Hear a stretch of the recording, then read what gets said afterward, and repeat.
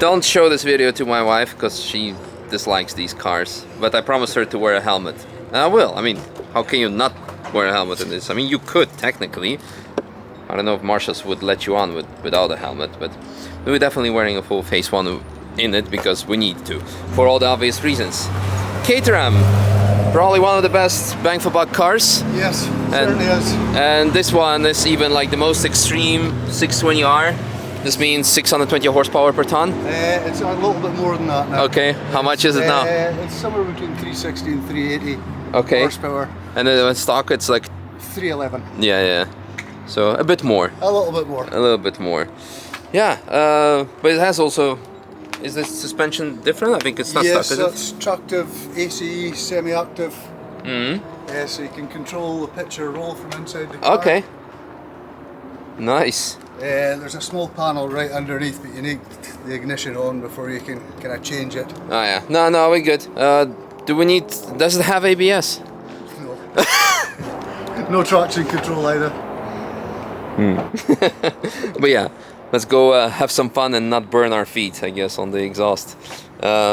Should be fun. Anything else worth mentioning, noting, or be aware of? DS 3000 pads up front and 2,500 in the rears. I find that to be quite a decent combination. Yeah. Side exit exhaust, normally the 620 comes with rear exit. Yeah. And that's got me banned a couple of times. Okay. Yesterday included. So good luck. Okay. And it's Green Hill Magno. Okay. Yeah. So it's nice. Nice. So what does that say there? No crying or screaming, touching buttons and levers. Hold on. Well, luckily no passenger for me here, so, and especially here, power to weight ratio is then gonna be good. Speaking of which, what's the weight of this? Like just over half a ton. Okay. Wow. Crazy. All right. Well, I better go suit up, or at least helmet up, and grab my gloves because this kitty, you cannot take it without gloves. So let's go. Is this Stig Blomqvist? Yeah, he drove it. Oh wow! So he's not the first famous person to drive this car. He's a super cool, not only driver, legendary, but also a very cool person because I've done ice driving with him 4 years ago. Fantastic hospitality and really down to earth. He's a, like basically Scandinavian version of Walter Earl. They're so alike. Great, not only drivers but also human beings. Just have to mention that. All right, camera time.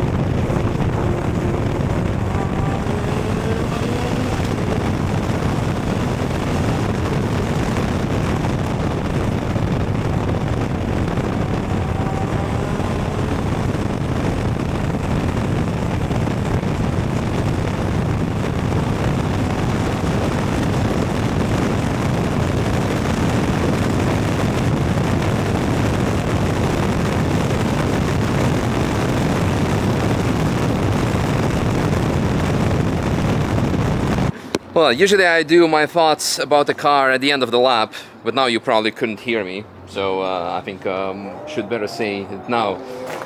Love the power, I mean, speaks for itself, enough power. Sequential gearbox adds a very nice touch. The only downside is you need to rev match by, you can flat foot shift, as you could have seen on acceleration, but on downshifting you need to rev match yourself. And since there's almost like no space for pedals whatsoever, like you can fit maybe one and a half of my foot, but I have two of them, so it was quite challenging. But eventually, halfway through the lap, I kind of got hand of it, and it was good. Braking, I sure 100% I was braking maybe just like 20% of the car's capabilities, but this is not the car where I want to find out the limiting braking point, because I'm already gonna have a talk with my wife when I post this video. I'm sure of that. So it wasn't easy. Above 8-minute lap, like 8:30 pace, something like that. So it was all good, nice and chill. But actually, phenomenal car. Requires lots of driver involvement. But I'm also honestly too big. You could have seen that my hands were getting against the knees if I'm holding the steering wheel. So again, not suited for me in terms of size and ergonomics. But possibly with some adjustments could have been possible, but more importantly, it's a great driver's car. I drove the 585, I think, final edition last year, a video that I still haven't published because I forgot to shoot the intro, so maybe we'll do it one day. And that was actually very nice and easy and cool to drive. And this is like bananas. So if I would say what should you change, add Motorsport ABS, just so you can turn it on when you go on the Nürburgring and switch it off when you're on GP tracks. But otherwise, yeah, great fun. Great fun. Have you ever replaced brake pads other than just having to... I'm on my second set in 10 years. Yeah, well, there you go.